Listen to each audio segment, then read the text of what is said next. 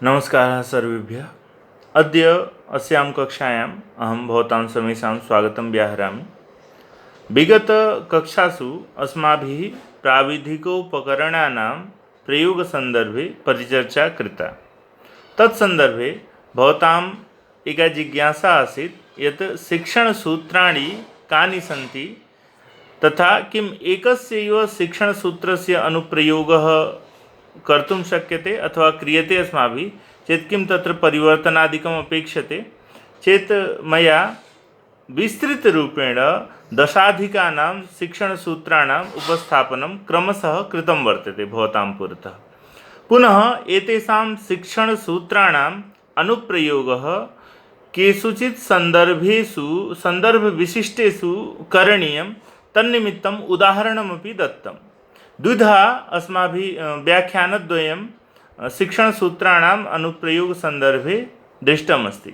तथापि भवतीनां च कांश्चन जिज्ञासाः समागच्छन्ति यत् भवद्भिः एकस्य एव शिक्षणसूत्रस्य प्रयोगस्य सन्दर्भः ज्ञातः, इत्युक्ते प्रायोगिकरीत्या एकस्य एव शिक्षणसूत्रस्य भवद्भिः प्रयोगः क्रियते ज्ञातात् अज्ञातं प्रति इति। बहूनां मेल् अपि आगतं, पुनः केचन तु दिलीपसदृशाः लिखितवन्तः साक्षात् व्याख्याने एव यत् भवद्भिः प्रयोगसन्दर्भे एकस्य एव ज्ञानं कृतमस्ति, प्रयोगस्य क्रियते। तर्हि सर्वैरपि इदं ध्येयं यत् शिक्षणसूत्राणि पाठयोजनायाः प्रस्तुतीकरणसन्दर्भे भवताम् आचार्यैः अवश्यमेव ज्ञापितं स्यात् इति अनुमन्ये। नापि ज्ञापितं स्यात्, कदाचित् न ज्ञापितं स्यात् इत्थं तु न भवितुमर्हति, भवताम् अवधानं कदाचित् न गतं स्यात् इति मन्तुं शक्यते। तर्हि भवद्भिः एकवारं पुनः तैः साकं परिचर्चा यदि करिष्यते चेत् अवश्यमेव ते ज्ञापयिष्यन्ति। अत्र अवधेयं यत् शिक्षणसूत्राणां प्रयोगः विविधसन्दर्भेषु भिन्नभिन्नरीत्या भवति। ज्ञातात् अज्ञातं प्रति इति तादृशं सूत्रं वर्तते शिक्षणस्य यस्य अनुप्रयोगः यद्यपि सर्वासु पाठयोजनासु भवितुम् अर्हति, किन्तु यदा मया परिचर्चा क्रियते स्म तदानीम् एतस्यापि अवधानं दत्तं यथा संस्कृतशिक्षणं वर्तते। संस्कृतशिक्षणं भाषा केवलं नास्ति, अपि तु भाषायाः यदि संस्कृतभाषा एव वर्तते एतावदपि यदि ध्यानं दीयते तत्रापि भाषायाः विधाः सन्ति, यथा गद्यस्य विधा, पद्यस्य विधा, व्याकरणस्य विधा, रचनायाः विधा, पुनः काव्यविधा, पुनः कथायाः विधा। तर्हि एतेषु विविधसन्दर्भेषु व्याकरण, गद्य, पद्य, नाटक, कथा, रचना षड् सन्दर्भाः सामान्यतः समागच्छन्ति। षड् प्रकारकाणां पाठयोजनानाम् अस्माभिः अभ्यासः करणीयः। किम् एतासु षट्सु अपि पाठयोजनासु एकमेव शिक्षणसूत्रम् उपयोजयिष्यति, एकस्य एव शिक्षणसूत्रस्य अनुप्रयोगः भविष्यति न, सर्वेषां सन्दर्भाः पृथक् पृथक् सन्ति। रचनाशिक्षणनिमित्तम् अस्माभिः यदा पाठयोजना निर्मीयते तर्हि ज्ञातात् अज्ञातं प्रति रचनाशिक्षणं भवितुमेव नार्हति। किमर्थं? सृजनात्मकशैल्याः विकासार्थं रचनात्मकशिक्षणस्य आवश्यकता भवति। संरचना कापि स्यात्, एकस्य आवेदनस्य लेखनं करणीयं छात्रेण, किन्निमित्तम्? अवकाशनिमित्तं। तर्हि तस्य लेखनस्य पद्धतिः कीदृशी भवेत्? तस्मात् पूर्वं तेन रचनाशिक्षणस्य पाठयोजनायां लेखनपद्धतिः ज्ञातव्या छात्रेण। तन्निमित्तं यः अध्यापकः पाठयति सः ज्ञातात् अज्ञातं प्रति एतस्यैव शिक्षणसूत्रस्य प्रयोगं न कुर्यात्, अपि तु तत्र मनोवैज्ञानिकक्रमात् तार्किकक्रमं प्रति कर्तुं शक्यते। पुनः विश्लेषणात् संश्लेषणं प्रति भवतां पार्श्वे अथवा छात्रस्य पार्श्वे बहवः विषयाः सन्ति। किमर्थम् अवकाशः अपेक्षते? तत्रापि केचन अंशाः एव तत्र लेखनीयाः, पुनः लेखनस्य कीदृशी शैली भवेत् इत्यादयः। तथैव व्याकरणस्य पाठयोजना निर्मीयते। तर्हि व्याकरणांशे प्रायशः आगमनात्मकविधेः निगमनात्मकविधेश्च प्रयोगः क्रियते। आगमनं किं निगमनं किति भवन्तः सम्यक्तया जानन्ति। अस्मिन् सन्दर्भे बहु परिचर्चा अत्र न क्रियते। किन्तु किं ज्ञातात् अज्ञातं प्रति केवलम् एतस्यैव सूत्रस्य प्रयोगेण व्याकरणस्य पाठयोजना निर्मास्यते न। अत्र विश्लेषणात् संश्लेषणं प्रति पुनः संश्लेषणात् विश्लेषणं प्रति इत्येतेषां शिक्षणसूत्राणाम् अपि अनुप्रयोगः क्रियते चेत् अवश्यमेव लाभाय स्यात्। पुनः पाठस्य या प्रकृतिः वर्तते तस्यां प्रकृत्यौ तु अवश्यमेव यथा आगमनविधेः प्रयोगः क्रियते।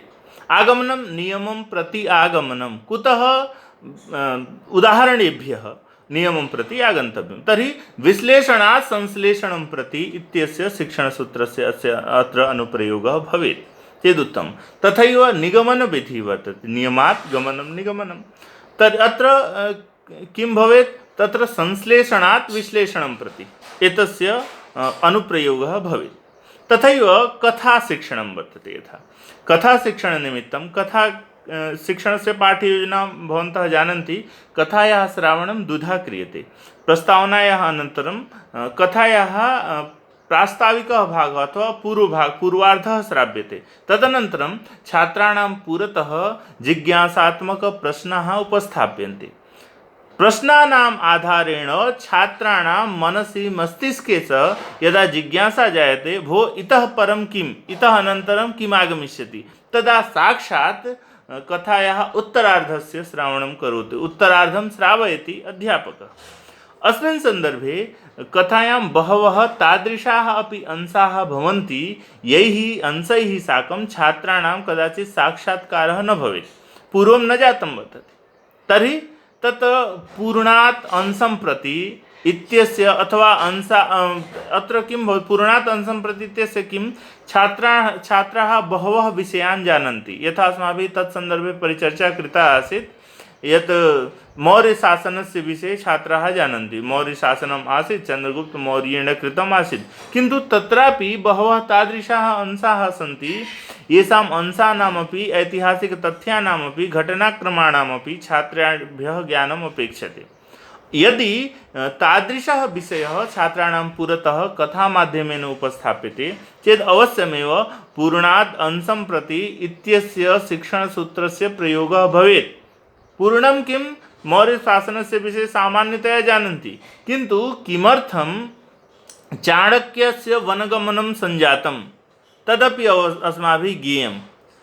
तादृशः महान् शासकः आसीत् चन्द्रगुप्तमौर्यः, तथापि कलिङ्गविजयं न कृतवान्। किमर्थं? कलिङ्गविजयानन्तरम् अशोकमहोदयेन महान् सम्राट् आसीत् अशोक, सः युद्धं त्यक्तवान्। किमर्थम्? अत्र ये ज्ञेय अंशाः सन्ति सूक्ष्मांशाः सन्ति तेषामपि ज्ञानं छात्रेभ्यः भवेत्। ततः पूर्णात् अंशं प्रति सूक्ष्मात् विस्तृतं प्रति इत्येतेषां सन्दर्भाणां सङ्ग्रहणं करणीयं। यदि एते सन्दर्भाः स्वीक्रियन्ते चेत् तत्सन्दर्भैः सन्दर्भितानां शिक्षणसूत्राणामपि अनुप्रयोगः भवेत्।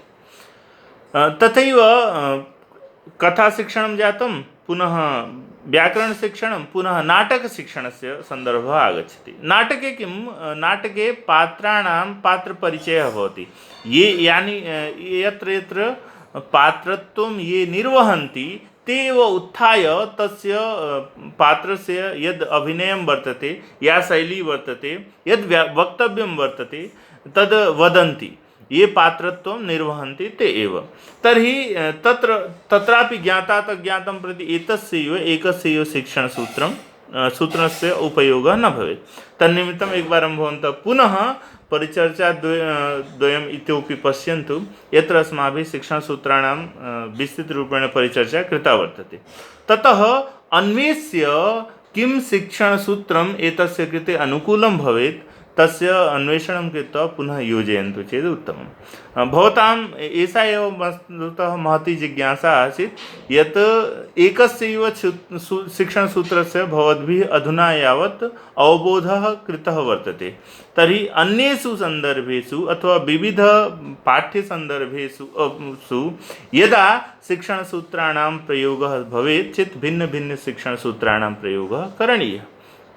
तदपि विधां त्यजन्तु। अधुना केवलं गद्यपाठः वर्तते, तर्हि गद्यांशे अपि सन्दर्भाः तु भिन्नभिन्नाः भवन्ति। विविधसन्दर्भैः सन्दर्भितानां पाठानां प्रस्तुतीकरणसमये प्रस्तावनायां भिन्नभिन्नशिक्षणसूत्राणाम् अनुप्रयोगः भवेत्। न केवलं भवतां परीक्षा संजाता अथवा न भविष्यति अथवा पाठ्यक्रमः समाप्तः चेत् भवद्भिः न ज्ञातं, तथा न। इतोपि शिक्षाशास्त्री अनन्तरमपि भवन्तः उत्तमाः शिक्षकाः भवेयुः। तन्निमित्तं सर्वेषामपि शिक्षणसूत्राणां सैद्धान्तिकपक्षः अपि भवद्भिः ज्ञातव्यः, पुनः व्यावहारिकः प्रायोगिकपक्षः अपि ज्ञातव्यः। पुनः तत्तत् विद्यालयेषु गत्वा न केवलं प्रायोगिकपक्षाणां ज्ञानं स्थापनीयम्, अपि तु प्रयोगं कृत्वा पश्यन्तु। यत् अस्य पक्षस्य प्रयोगः क्रियते चेत् तेन छात्राणां लाभः भवति न वा। अद्यत्वे शिक्षानीतिः सर्वत्र परिचर्चायां वर्तते, परिवर्तते। अत्रापि भवद्भिः अवधानं देयं यत् शिक्षानीतिः अधुना प्रयोगात्मिका संजाता। वदति यत् सर्वत्र छात्राणां स्किल बेस्ड शिक्षणं स्यात्। छात्राणां कृते कौशलाधारितं शिक्षणं भवेत्। तर्हि सन्दर्भैः सह अध्यापकस्य प्रस्तुतिरपि यदि स्किल बेस्ड अस्ति, कौशलाधारितम् अस्ति, पाठ्यवस्तुनः प्रस्तुतेः अनुगुणमेव अध्यापकः प्रस्तावनायां विविधशिक्षणसूत्राणाम् अनुप्रयोगमपि करोति चेत् नूनमेव छात्राणां कृते अपि लाभाय स्यात्।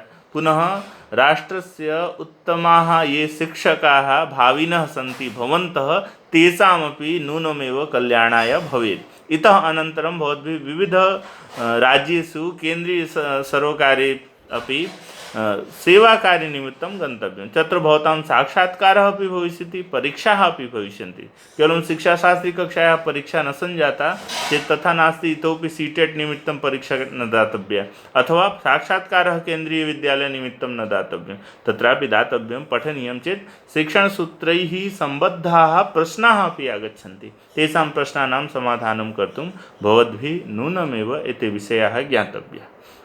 अधुना अहं विश्वसिमि यत् भवन्तः विविध भिन्नभिन्नसन्दर्भेषु भिन्नभिन्नशिक्षणसूत्राणाम् अनुप्रयोगे समर्थाः भविष्यन्ति। एकवारं भवन्तः निर्मान्तु। मया उक्तमासीत् विगतकक्षासु यत् भवन्तः शिक्षणसूत्राणाम् आधारेण भिन्नभिन्नप्रकारकसन्दर्भान् स्वीकृत्य प्रस्तावनायाः निर्माणं कुर्वन्तु। पुनः भवतां ये अध्यापकाः सन्ति, आचार्याः, तेषां पुरतः अपि उपस्थापयन्तु। तेषां मार्गदर्शनेनैव भवद्भिः परिवर्तनं करणीयम्। इदम् अवश्यमेव ध्येयं। पाठयोजना कीदृशी भवेत्, पाठयोजनायां सोपानानि कानि भवेयुः, पुनः प्रस्तुतीकरणे कीदृशी शैली भवेत्, कानि वाक्यानि भवेयुः, तत् सम्पूर्णमपि भवद्भिः स्वकीयैः आचार्यैः एव ज्ञातव्यम्। अत्र अहं प्रायोगिकपक्षाणां सन्दर्भे परिचर्चां करोमि, किन्तु पाठयोजना कीदृशी भवेत्, कानि सोपानानि भवेयुः, पुनः प्रस्तुतिश्च कीदृशी भवेत्, तत्र अन्तिमः निर्णयः भवतां ये पाठयोजनायाः अध्यापकाः सन्ति तेषामेव भविष्यति इति सर्वैरपि सम्यक्तया ज्ञातव्यं। सामान्यरीत्या एते विषयाः, एतानि शिक्षणसूत्राणि अपि भवद्भिः ज्ञातव्यानि। पुनः एतेषां प्रायोगिकसन्दर्भाः अपि अवश्यमेव भवद्भिः ज्ञातव्यं। तन्निमित्तम् अस्माभिः अत्र परिचर्चा क्रियते। अस्तु, अद्य एतावदेव। अत्रैव समापयामः एनां कक्षां। यदि इतोपि भवतां कापि जिज्ञासा भवति चेत् श्वः अस्माभिः गूगल् मीट् माध्यमेन साक्षात् परिचर्चा कर्तुं शक्यते। यदि भवताम् इतोपि जिज्ञासाः भवन्ति चेत् लिखन्तु कमेण्ट् बाक्स् मध्ये। श्वः इत्युक्ते शुक्रवासरे 31 दिनाङ्के अस्माभिः गूगल् मीट् माध्यमेन साक्षात् परिचर्चा प्रश्नोत्तरसन्दर्भिताः कर्तुं शक्यन्ते। अस्तु, धन्यवादाः सर्वेभ्यः।